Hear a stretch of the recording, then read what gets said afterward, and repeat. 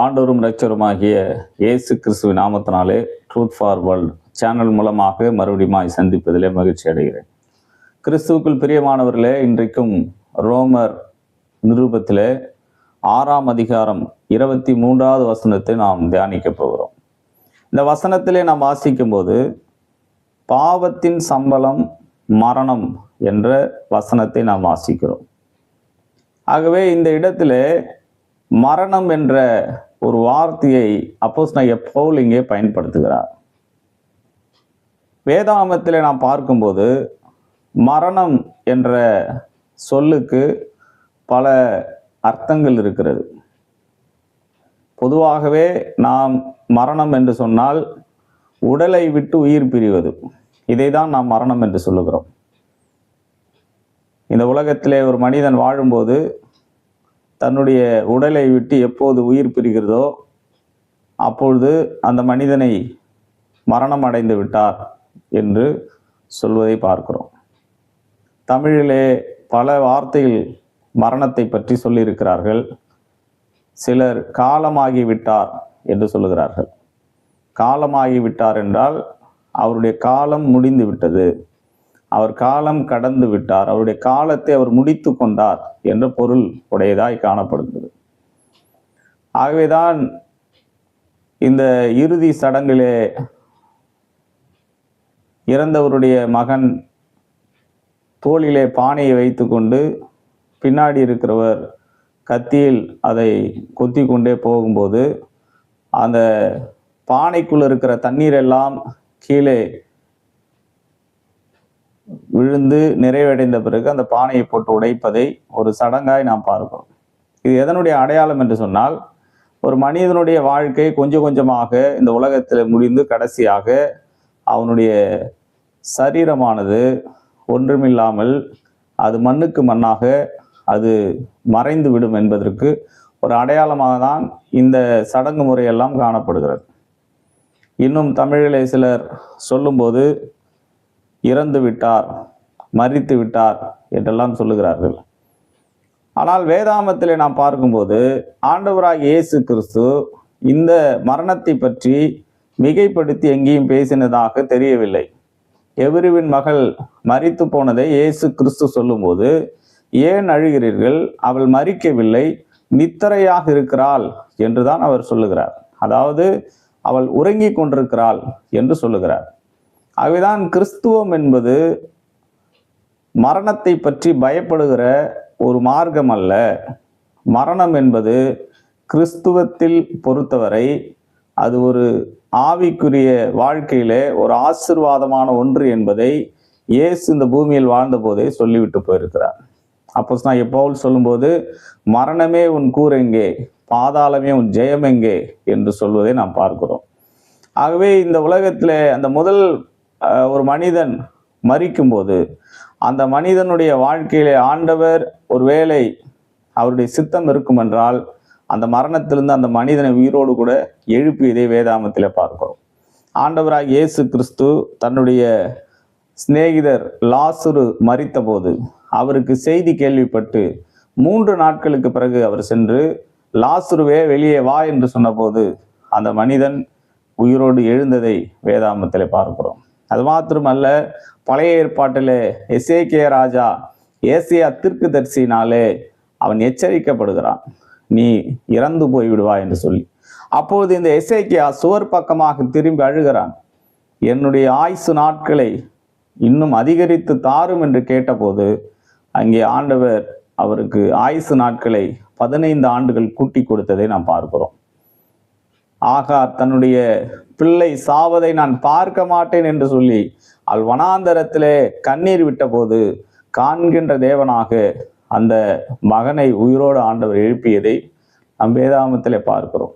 இன்னும் எசேக்கியேல் தீர்க்கதரிசன புத்தகத்திலே பள்ளத்தாக்கிலே உலர்ந்து போயிருந்த எலும்புகளை ஆண்டவராகி தேவன் எசேக்கியா தீர்க்கதரிசனத்தில் சொல்லுகிறார், அந்த எலும்புகளை பார்த்து தீர்க்க தரிசனம் உரை என்று சொல்லி.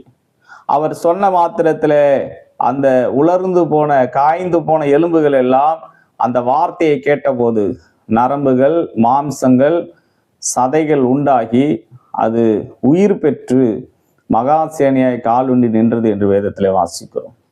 ஆகவே இந்த மரணம் என்பது எல்லோருக்கும் உரியது. எந்த வயதில் வேண்டுமானாலும் வரலாம், யாருக்கு வேண்டுமானாலும் வரலாம். ஆனால் இதை பற்றி வேதாகமத்தில் நாம் பார்க்கும்போது ஆண்டவராகிய இயேசு கிறிஸ்து உயிரோடு வாழ்ந்தபோது அவர் இதை பற்றி மிகைப்படுத்தி பேசாமல் இறந்தவர்களை கூட உயிரோடு எழுப்பி இருக்கிறார். இது பிரச்சனைக்குரியதல்ல, இது மனிதனுடைய வாழ்க்கையில நடைபெறுகின்ற ஒன்றுதான். வேதாகமத்திலே இரண்டாவது ஒரு மரணத்தை பற்றி நாம் பார்க்கும்போது மத்தேயு 10ஆம் அதிகாரம் 28வது வசனத்தில் ஆண்டவராகிய இயேசு கிறிஸ்து தம்முடைய சீஷர்களை பார்த்து சொல்லும்போது ஒரு வார்த்தையை சொல்லுகிறார், சரீரத்தையும் ஆத்துமாவையும் நரகத்தில் அழிக்க வல்லவருக்கே பயப்படுங்கள் என்று ஒரு வார்த்தையை சொல்லுகிறார். ஆகவே ஒரு மனிதன் மரித்து போவது, உடலை விட்டு உயிர் பிரிவது ஒரு மரணம். இரண்டாவது, நரகத்தில் ஒரு மனிதன் அழிக்கப்படுவான் என்று இயேசு சொல்வதை நாம் இங்கே பார்க்கிறோம். இதைதான் வெளிப்படுத்தின விசேஷத்திலே அப்போஸ்தலனாகிய யோவான் ஆண்டவர் அவருக்கு வெளிப்படுத்தினதை எழுதிய போது வெளிப்படுத்தின விசேஷம் 20ஆம் அதிகாரம் 14வது வசனம், 21வது அதிகாரம் 8வது வசனத்திலே அவர் குறிப்பிடுகிறார், யாரெல்லாம் இந்த இரண்டாம் மரணமாகிய நரகத்தில் அழிக்கப்படுவார்கள், அது அக்கினி கடலை போன்றது நரகம் என்பது, அதிலே யாரெல்லாம் பங்கடைவார்கள் என்பதை விவரித்து எழுதுகிறார். இது ஒரு மரணத்தை பற்றி வேதாகமத்திலே சொல்லப்படுகிறது. இது எப்பொழுது நடக்கும் என்றால் நியாய தீர்ப்புக்கு பிறகு நடக்கும் என்று வேதாகமத்திலே பார்க்கிறோம். நியாய தீர்ப்புக்கு பிறகு பயப்படுகிறவர்கள் அவிசுவாசிகள், சூனியக்காரர்கள், விபச்சாரக்காரர்கள், இந்த உலகத்தில் தீமை செய்தவர்களுடைய ஆத்துமாக்கள், கடவுளை ஏற்றுக்கொள்ளாதவர்கள் எல்லாம் அந்த இரண்டாம் மரணமாகிய நரக ஆக்கினைக்கு அவர்கள் பங்கடைவார்கள் என்று வேதத்திலே பார்க்கிறோம். ஆனால் ரோமருக்கு எழுதிய நிருபத்திலே வாசித்த இந்த பாவத்தின் சம்பளம் மரணம் என்பது இந்த இரண்டு மரணத்தை விட வேறுபட்டதா இருக்கிறது. என்ன வேறுபட்டது என்று சொன்னால், இது இந்த உலகத்திலே மனிதன் உயிரோடு இருக்கும்போதே தன்னுடைய வாழ்க்கையிலே உயிரோடு வாழ்கிறேன் என்று சொல்லியும் ஆவிக்குரிய வாழ்க்கையிலே மரித்த நிலையில் இருப்பதை தான் இந்த வசனம் நமக்கு வெளிப்படுத்துகிறது. சிலர் சொல்லுகிறார், நான் நடைபணமா இருக்கிறோன்றான். ஆவிக்குரிய வாழ்க்கையில இன்னைக்கு மரித்த நிலையில் இருக்கிற யாவருமே இந்த அப்போஸ்தலனாகிய பவுல் சொன்ன இந்த பாவத்தின் சம்பளம் மரணம் என்ற ஆவிக்குரிய மரணத்தில் இருக்கிறோம் என்பதை நாம் நினைவு கூற வேண்டும். அதுதான் வெளிப்படுத்தின விசேஷத்திலே சர்தை சபைக்கு சொல்லும்போது வெளிப்படுத்தின விசேஷம் 3ஆம் அதிகாரம் 1-4 வரை வாசிக்கும் போது அவர் சொல்லுகிறார், நீ உயிருள்ளவன் என்று பெயர் பெற்றும் செத்தவனாய் இருக்கிறாய். நீ உயிரோடு தான் இருக்கிறாய், ஆனால் உன்னுடைய கிரியைகள் எனக்கு நிறைவாய் இருக்கவில்லை, ஆகவே மனம் திரும்பு என்று வெளிப்படுத்தின விசேஷத்துல 7 திருச்சபைகளோடு கூட பேசிய கடவுள் சர்தை சபையை பார்த்து சொல்லுகிறார். நமது வாழ்க்கையில் கூட நமது கிரியைகள் கடவுளுக்கு முன்பாக நிறைவா இல்லை என்றால் நாம் ஆவிக்குரிய மரணத்தில் இருக்கிறோம் என்பது பொருள் என்பதை உணர வேண்டும். வேதாகத்தில் வாசிக்கிறோம், விசுவாசம் கிரியையினால்தான் வெளிப்படுத்தப்படும், விசுவாசம் இல்லாத கிரியை செத்தது என்று வேதத்திலே வாசிக்கிறோம். இனி ஆண்டவரை ஏற்றுக்கொண்டிருக்கிற நாம், அவருடைய வார்த்தையை கேட்கிற நாம், நம்புகிற நாம், இயேசு செய்ததை போல இந்த பூமியில் நாம் எந்த கிரியிலும் செய்யவில்லை என்று சொன்னால் நாமும் மரணம் அடைந்தவர்கள் என்பதை புரிந்து கொள்ள வேண்டும். நாம் இன்றும் மரித்த நிலையில் இருக்கிறோம் என்பதை நாம் புரிந்து கொள்ள வேண்டும். இரண்டாவது நாம் பார்க்கும்போது லூக்கா 15ஆம் அதிகாரத்திலே இளைய குமாரனை பற்றி நாம் வாசிக்கிறோம். இந்த இளைய குமாரன் ஆண்டவர் அந்த தகப்பனுடைய அன்பை விட்டு, தகப்பனுடைய வீட்டை விட்டு அவன் தூர தேசத்திற்கு புறப்படுவதை நாம் பார்க்கிறோம். ஆகவே இந்த ஆவிக்குரிய மரணம் அல்லது பாவத்தின் சம்பளம் மரணம் என்ற வார்த்தையினுடைய பொருள் என்னவென்றால் கடவுளை விட்டு பிரிந்து வாழ்கின்ற வாழ்க்கை. ஒரு மனிதன் கடவுளை விட்டு பிரிந்து வாழ்தல் தான் இந்த ஆவிக்குரிய மரணத்தினுடைய அடையாளம். அதாவது அவன் கடவுளை மட்டும் பிரிந்து வாழவில்லை, அவன் பாவத்தில் வாழ்கிறான். மூன்றாவது, அவன் துயரத்தில் வாழ்கிறான். நான்காவது சுயநலத்தில் வாழ்கிறான். இந்த நான்குமே இளையகுமாரனிடத்தில் இருந்தது. அவன் தகப்பனை விட்டு தூரமாக வாழ்ந்தான். அவன் தன்னுடைய தகப்பனுடைய ஆசீர்வாதத்தை அனுபவிக்காமல் வாழ்ந்து வருகிறான். அதுதான் ஆவிக்குரிய மரணம். இன்றைக்கு கிறிஸ்தவர்கள் என்று பெயரளவில் இருக்கின்றவர்கள், சர்டிபிகேட் மாட்டும் வைத்திருக்கிறவர்கள், பெரிய பெரிய திருச்சபையிலே அங்கத்தினராக இருக்கிறவர்கள் தகப்பனுடைய ஆசீர்வாதத்தை அனுபவிக்காமலேயே சுவைக்காமலே மரித்து போகிறார்கள். கடவுள் என்னவெல்லாம் இந்த உலகத்திலே தங்களுக்காய் ஆவிக்குரிய ரீதியாக ஆசீர்வதிக்க வேண்டும் என்று நியமித்திருக்கிறாரோ, வாக்கு தத்தங்களை எல்லாம் வைத்திருக்கிறாரோ, தேவ சித்தம் திட்டங்களை நியமித்து இருக்கிறாரோ, அதையெல்லாம் அறியாமலேயே வெறும் அங்கத்தினர்களாக இருந்து மரித்து போகின்ற கிறிஸ்தவர்கள் கோடிக்கணக்கான பேர் இருக்கிறார்கள். இளையகுமாரன் அப்படிதான் இருந்தான். ஆனால் வேதம் சொல்லுகிறது, லூக்கா 15ஆம் அதிகாரம் 17வது வசனத்தில் அவன் சொல்லுகிறான், புத்தி தெளிந்து, அப்போதுதான் அவனுக்கு புத்தி தெளிகிறது.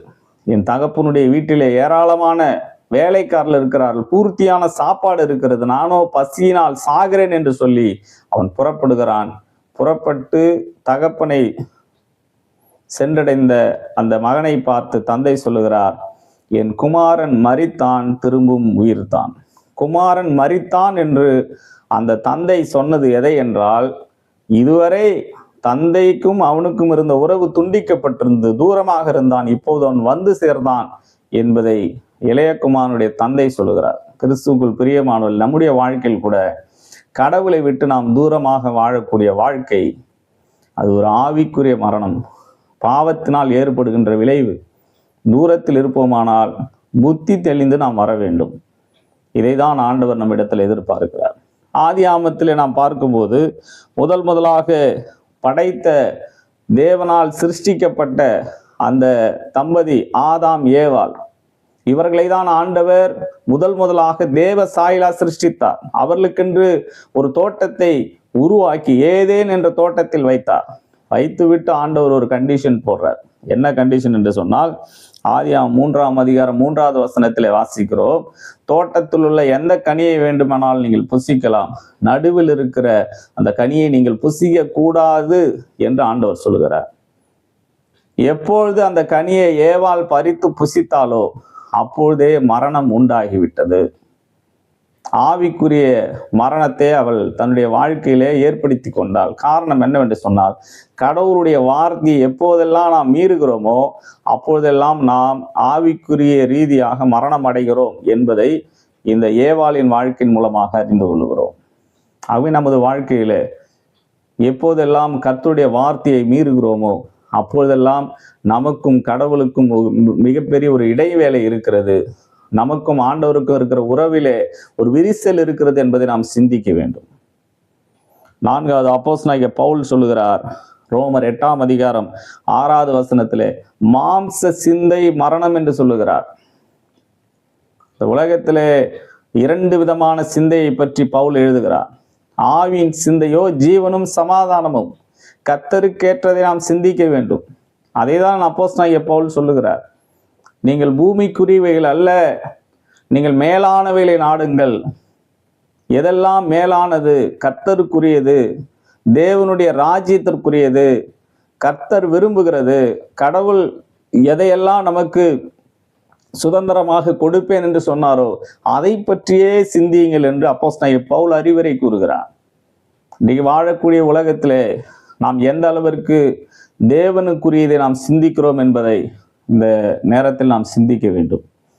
நாம் மாம்ச சிந்தையோடு கூட இந்த உலகத்தை பற்றிய பற்றுதல் நமக்கு அதிகமாக இருக்கும் என்றால், நாம் ஆண்டவருடைய சமூகத்திலே நாம் எத்தனை உபவாசம் போட்டாலும் நமக்கும் அவருக்கும் இருக்கிற உறவிலே விரிசல் இருக்கும். நாம் ஆவிக்குரிய ரீதியிலே மரணம் உள்ளவர்கள் என்பதை வேதம் சொல்லுகிறது. யாக்கோபு 4:4 வாசிக்கும் போது, உலக சிநேகம் தேவனுக்கு பகை என்று யாக்கோபு கூறுகிறான். ஆகவே இன்றைக்கு நாம் உலகத்தை நேசித்தோம் என்றால், உலக காரியங்களை பற்றி சிந்திப்போம் என்று சொன்னால், நம்முடைய வாழ்க்கையிலே நாம் இன்றும் மரித்த நிலையில் தான் இருக்கிறோம். ஆகவேதான் இந்த செய்தியின் வாயிலாக நாம் ஒரு காரியத்தை சிந்தித்து தீர்மானம் எடுக்க வேண்டும்.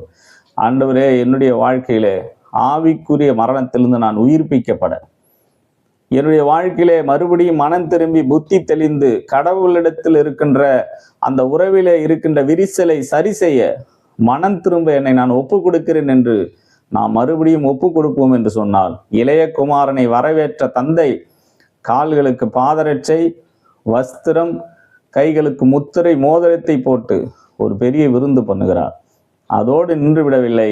வேதம் சொல்லுகிறது, ஒரு பாவி மனம் திரும்பினால் பரலோகத்தில் மிகுந்த சந்தோஷம் உண்டாயிருக்கும் என்று சொல்லுகிறது. ஒரு மிகுந்த சந்தோஷம் பரலோகத்தில் உண்டாயிருக்கும். இதை கேட்கிற உங்களை அல்லது நம்மை ஆண்டவர் இன்றைக்கு ஒரு தீர்மானம் எடுக்க வலியுறுத்துகிறார். நம்முடைய பாவத்திலிருந்து நாம் மனம் திரும்ப வேண்டும். உயிரோடு இருந்து மரித்த நிலையில் வாழக்கூடிய ஆவிக்குரிய மரணத்திலிருந்து நாம் உயிர்ப்பிக்கப்பட வேண்டும். ஆகவே கண்களை மூடி ஆண்டுடைய சமூகத்தில் நம்ம ஒப்பு கொடுத்து ஜெபிப்போம். எங்களை கிருபையா நேசிக்கிற நல்ல ஆண்டவரே, இந்த நாளிலும் கூட நாங்கள் கேட்ட செய்தியின் மூலமாக ஆவிக்குரிய மரணத்திலிருந்து விடுதலையாக்கப்பட நீர் எங்களை வழி நடத்தும். உடைய கரத்திலே தாழ்த்துகிறோம், பெருமையாக்குறோம். மீட்பர் மூல ஜெபங்களும் ஜெபம் நல்ல பிதாவே, ஆமென்.